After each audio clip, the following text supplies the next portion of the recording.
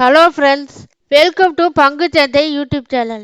இன்னைக்கு இந்த சேனலில் என்ன பார்க்க போகிறோம்னா, நம்ம மார்க்கெட்டு பார்த்தீங்கன்னா இத்தனை நாளாக பழனி படிக்கட்டு போல் ஏறிட்டே இருந்துச்சு.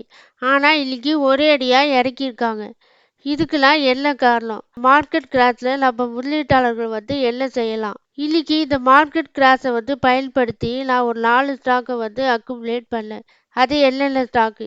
இந்த செய்திகள்லாம் நீங்கள் தெரிஞ்சுக்கணும்னா இந்த வீடியோவை ஸ்கிப் பண்ணாமல் பாருங்கள். அதுக்கு முன்னாடி எங்களுடைய சேனலுக்கு லைக் பண்ணி சப்ஸ்கிரைப் பண்ணுங்கள். இப்போ வாங்க வீடியோக்குள்ளே போகலாம். இன்னைக்கு இந்திய பங்குச்சந்தையில் ஆரம்பத்திலே பார்த்தீங்கன்னா முதலீட்டாளர்கள் ஒரு 17 லட்சம் கோடியை இழந்ததாக ஒரு டேட்டா சொல்லியிருக்காங்க. இதுக்கெல்லாம் என்ன காரணம்னு பார்க்கலாம். இன்னைக்கு பங்குச்சந்தையில் ஆரம்பத்திலே பார்த்தீங்கன்னா சென்செக்ஸ் ஒரு 2000 புள்ளிகளுக்கு மேலே இறக்கியிருக்காங்க. நிப்டியும் பார்த்தீங்கன்னா 3.3% மேலே இறக்கியிருக்காங்க. இன்னைக்கு இந்தியா விக்ஸ் பார்த்தீங்கன்னா சுமார் 18% மேலே உயர்ந்திருக்கு. எப்பயுமே இந்தியா விக்ஸ் அதிகமாக இருந்துச்சுன்னா நம்ம மார்க்கெட்டு இறக்கத்தை சந்திக்கும். இன்னைக்கு சென்செக்ஸ் பார்த்தீங்கன்னா 2400 புள்ளிகளை இழப்புடன் காலையில் 78,588 புள்ளிகளில் தொடங்குச்சு. நிப்டியும் 405 புள்ளிகள் சரி 24,302 ஆகும்.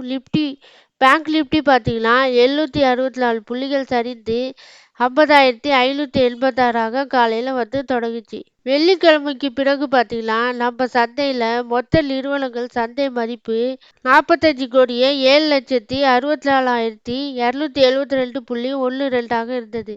தற்போது பார்த்தீங்கன்னா நம்மளுடைய சந்தை மதிப்பு 4 கோடியே 47,41,730.94 குறைந்திருக்கதா ஒரு டேட்டா சொல்லியிருக்காங்க. இன்னைக்கு மார்க்கெட் கிராஷ் ஆனதுக்கு முக்கிய காரணம் என்ன சொல்றாங்கன்னா, அமெரிக்காவில் அதாவது வேலையின்மையோட விகிதம் 4.3% அதிகரித்திருக்கு. அமெரிக்காவுடைய வேலையின்மை விகிதம் பார்த்தீங்கன்னா ஜூலை மாதத்தில் 4.1% இருந்தது. ஆனால் இப்போ பார்த்தீங்கன்னா 4.3% அதிகரித்திருக்கு. அதே நேரத்தில் புதிய வேலை வாய்ப்புகளும் அமெரிக்காவில் கிடைக்கல.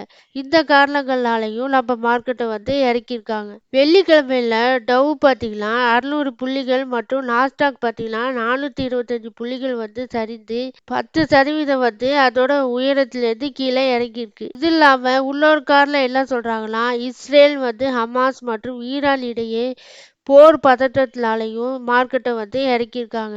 ஈரான் மீது தாக்குதல் நடத்தக்கூடாதுன்னு அமெரிக்கா ஒரு எச்சரிக்கை விடுத்திருக்காங்க. அதற்கு மேலே பார்த்தீங்கன்னா அமெரிக்காவின் முடிவுகள் ஆதரிக்கப்படவில்லைன்னு, அதனால அமேசான் மற்றும் இன்டெல் முடிவுகள் ஏமாற்றம் அளித்துள்ளன. இந்த காரணங்கள்லாம் நம்ம மார்க்கெட்டை இறக்கியிருக்காங்க. அடுத்ததா ஜப்பான் மார்க்கெட்டும் இன்னைக்கு 12% கிராஸ் ஆயிருக்கு. வாரன் பஃபட் பார்த்தீங்கன்னா அவங்களோட ஆப்பிள் நிறுவனத்தோட பங்குகளை 50% வித்திருக்காங்க. இதுவும் பங்குச்சந்தை வீழ்வதற்கு ஒரு காரணமாக சொல்றாங்க. இந்த பொருளாதார மந்தநிலை அச்சம் காரணமாக பார்த்தீங்கன்னா கச்சா எண்ணெய் வெள்ளிக்கிழமை 3.5% சரிந்து $77க்கு கீழே சரிந்து 7 மாதங்கள் இல்லாத அளவுக்கு சரிந்திருக்கு. டாலர் குறியீட்டு எண்ணில் பார்த்தீங்கன்னா 103க்கு அருகில் இருக்கு. அதாவது 5 மாதங்கள் இல்லாத அளவுக்கு சரிந்திருக்கு. அமெரிக்காவில் 10 ஆண்டு பத்திர விளைச்சல் பார்த்தீங்கன்னா ஒரு வருடத்தில் முதல் முறையாக 3.8% கீழே சரிந்திருக்கு. இந்த காரணம்னா பங்குச்சந்தை வீழ்வதற்கு ஒரு முக்கிய காரணமா சொல்றாங்க. இந்த நேரத்தில் நம்ம முதலீட்டாளர்கள் என்ன செய்யலாம்னா, இந்த மார்க்கெட் கிராஷை பார்த்து நம்ம பயப்படக்கூடாது. நம்ம ஆப்பர்ச்சுனிட்டி எங்கே வருதோ, எந்த ஸ்டாக்ல நமக்கு கிடைக்குதோ அதை நம்ம வாய்ப்பாக பயன்படுத்தி அந்த ஸ்டாக்கை அக்குமுலேட் பண்ணணும். இந்த வாய்ப்பை யாருமே மிஸ் பண்ணிடாதீங்க. உங்ககிட்ட எப்பயுமே கொஞ்சம் அமௌண்ட்டை மார்க்கெட்டில் வச்சுருக்கணும். மார்க்கெட்டில் இன்வெஸ்ட் பண்ணுறதுக்கு முன்னாடி நம்ம மணி மேனேஜ்மெண்ட் எப்படி பண்ணணும்னா, நம்மக்கிட்ட உதாரணத்துக்கு 1 லட்ச ரூபா இருக்குன்னா நம்ம 50,000 தான் ஸ்டாக் மார்க்கெட்டில் இன்வெஸ்ட்மெண்ட் பண்ணணும். பாக்கி 50,000 நம்ம கையில் வச்சுருக்கணும். அந்த 50,000 இதே மாதிரி மார்க்கெட் கிராஷ் ஆகும்போது கொஞ்சம் கொஞ்சமாக நம்ம ஷேரை அக்குமுலேட் பண்ண யூஸ் பண்ணிக்கலாம். அப்படி பண்ணும்போது தான் நம்ம மார்க்கெட் கிராஷ் ஆகும்போது அந்த வாய்ப்பை யூஸ் பண்ணி நம்ம ஒரு ஸ்டாக்கை வாங்க முடியும். அதனால இந்த வாய்ப்பை யாருமே மிஸ் பண்ணாமல் ஷேரை அக்குமுலேட் பண்ணிக்கோங்க. இது ஒரு நல்ல வாய்ப்பு நமக்கு. இன்னைக்கு மார்க்கெட் பார்த்தீங்கன்னா முடிவடையும் போது நிஃப்டி 50 24,055.60ல க்ளோஸ் ஆயிருக்கு. -2.68% வந்து டவுன் ஆயிருக்கு. சென்செக்ஸ் பார்த்தீங்கன்னா முடிவடையும் போது -2.74% வந்து டவுன் ஆகி 78,759.40ல க்ளோஸ் ஆயிருக்கு. நிஃப்டி பேங்க்கும் பார்த்தீங்கன்னா -2.45% வந்து இன்னைக்கு டவுனு.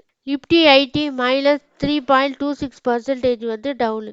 பிஎஸ்சி ஸ்மால் கேப்பு பார்த்தீங்கன்னா -4.21% வந்து இன்னைக்கு டவுனு. மோஸ்ட் ஆக்டிவ் ஸ்டாக்ஸாக இருந்த எஃப்எல்டோவில் எந்த ஸ்டாக்னா Zomato, HDFC bank, Tata motors, Reliance. எஃப்ஐடிஐ டேட்டா பார்த்தீங்கன்னா ஆகஸ்ட் 1ஆம் தேதி எஃப்ஐ வந்து 2089.28க்கு வாங்கியிருக்காங்க. ஆனால் ஆகஸ்ட் 2ஆம் தேதி எஃப்ஐ வந்து விற்றுருக்காங்க. -3,310 கோடிக்கு வந்து விற்றுருக்காங்க. நம்ம மார்க்கெட்டில் பார்த்தீங்கன்னா எப்பயுமே இதான் நடக்குது. எஃப்ஐ வந்து வாங்கினா டிஐ வந்து விற்கிறாங்க, டிஐ வாங்கினா எஃப்ஐ வந்து விற்கிறாங்க. ரெண்டு பேருமே பேலன்ஸ் பண்ணி நம்ம மார்க்கெட்டை வந்து ஏற்றிட்டே தான் இருந்தாங்க. ஆனால் இன்னைக்கு பார்த்தீங்கன்னா மார்க்கெட்டை வந்து ஒரேடியாக இறக்கியிருக்காங்க. எஃப்எல்டோவில் டாப் கெய்னர்ஸாக இருந்த ஸ்டாக் பார்த்தீங்கன்னா இன்னைக்கு ஒரு முக்கியமான செய்தி பார்த்தீங்கன்னா எல்லா ஸ்டாக்குமே கீழே தான் இறங்கிட்டு இருந்துச்சு. ஆனால் எஃப்எம்சிஜி செக்டாரில் சில ஸ்டாக்கு வந்து இன்னைக்கு கொஞ்சம் கெயின் ஆயிருக்கு. அதில் பார்த்தீங்கன்னா Marico, Dabur India, HUL, Nestlé இந்த ஸ்டாக்லாம் கொஞ்சம் வந்து பாசிட்டிவில் போயிருக்கு. நிஃப்டி 500ல் 52 வீக் ஹையை தொட்ட ஸ்டாக் என்னென்னா doctor Lal pathlab, PCBL, Ajanta pharma, sun pharma, JB chemicals. இந்த ஸ்டாக்லாம் 52 வீக் ஹையை வந்து டச் பண்ணியிருக்காங்க நிஃப்டி 500ல். எஃப்எல்டோவில் டாப் லூசர்ஸாக இந்த ஸ்டாக் பார்த்தீங்கன்னா பாரத் ஃபோர்ஸ். இந்த ஸ்டாக் பார்த்தீங்கன்னா -9.81% வந்து டிக்ளைன் ஆயிருக்கு. அடுத்ததாக மதர்சன் -9.18% வந்து டிக்ளைன் ஆயிருக்கு. எல்ஐசி ஹவுசிங் ஃபைனான்ஸ் பார்த்தீங்கன்னா -8.34% வந்து டவுன் ஆயிருக்கு. டாடா மோட்டார்ஸ் 7.31% வந்து டிக்ளைன் ஆயிருக்கு. எம்பசிஸ் பார்த்தீங்கன்னா -7.1% வந்து டிக்ளைன் ஆயிருக்கு. இன்னைக்கு நிஃப்டி 500ல் 52 வீக் லோவை டச் பண்ண ஸ்டாக் என்னென்னா IDFC, Equitas bank, Tamil Nadu mercantile bank. இந்த ஸ்டாக்லாம் 52 வீக் லோவை வந்து டச் பண்ணியிருக்காங்க. இன்னைக்கு முக்கியமான நியூஸ் உள்ளோன்னு என்னன்னா பங்குச்சந்தையில் கடும் சரிவுக்கு முன்னாடியே பார்த்தீங்கன்னா பிட்காயின் வந்து இன்னைக்கு ஒரே நாளில் 10% மேலே இறங்கியிருக்கு. இதெல்லாம் இந்த ஆப்பர்ச்சுனிட்டியை யூஸ் பண்ணுறவங்க யூஸ் பண்ணிக்கலாம். இன்னைக்கு இந்த மார்க்கெட் கிராஷில் நான் ஒரு 4 ஸ்டாக்கை வந்து அக்குமுலேட் பண்ணேன்.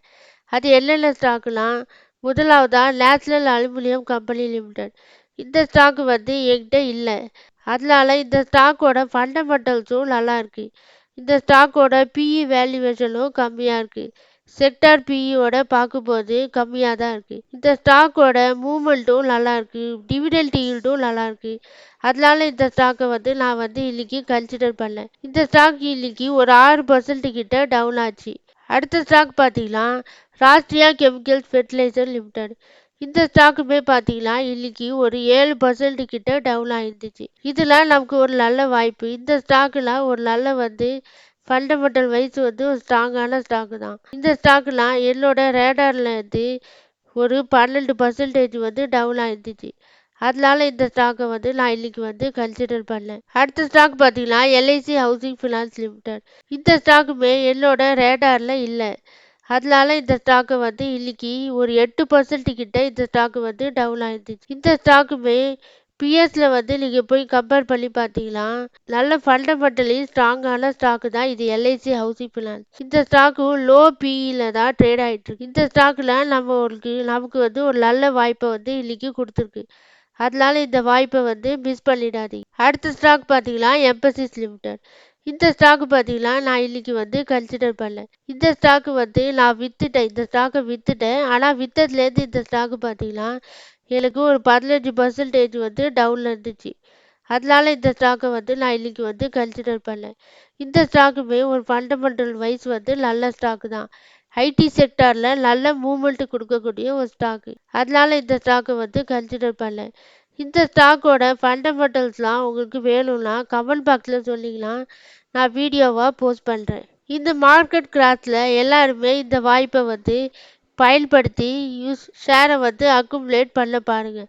ஏன்னா இந்த வாய்ப்பு வந்து அடுத்தது எப்போ கிடைக்கும்னு வந்து நமக்கு சொல்ல முடியாது. அதனால கொஞ்சம் கொஞ்சமாக அக்குமுலேட் பண்ணுங்க. பல்காக வந்து எப்பயுமே நான் வந்து மார்க்கெட்டில் வந்து அக்குமுலேட் பண்ணக்கூடாது. கொஞ்சம் கொஞ்சமாக இறங்க இறங்க நீங்கள் ஆவரேஜ் பண்ணிக்கலாம். உங்களுக்கு நல்ல வாய்ப்பு, நல்ல லாபம் கிடைக்க வாய்ப்பு இருக்குது. இந்த செய்திகள்லாம் உங்களுக்கு பயனுள்ளதாக இருக்கும்னு நான் நினைக்கிறேன். அப்படி பயனுள்ளதாக இருந்துச்சுன்னா எங்களுடைய சேனலுக்கு லைக் பண்ணி சப்ஸ்கிரைப் பண்ணுங்கள். எல்லாரும் டிஸ்க்ளைமரை பார்த்துக்கோங்க. இந்த வீடியோவில் சொல்லப்பட்ட செய்திகள் எல்லாமே ஒரு எஜுகேஷன் பர்பஸ்க்காக தான் நாங்கள் வந்து சொல்லியிருக்கோம். இந்த செய்திகள்லாம் உங்களுக்கு யூஸ்ஃபுல்லாக இருந்துச்சுன்னா லைக் பண்ணி சப்ஸ்கிரைப் பண்ணுங்கள். நீங்கள் எதாவது ஷேரில் இன்வெஸ்ட்மெண்ட் பண்ணணுன்னா உங்களுடைய ஃபினான்ஷியல் அட்வைசரையோ இல்லைன்னா ஓனாவோ அனலைஸ் பண்ணி இன்வெஸ்ட்மெண்ட் பண்ணுங்கள். நன்றி, வணக்கம்.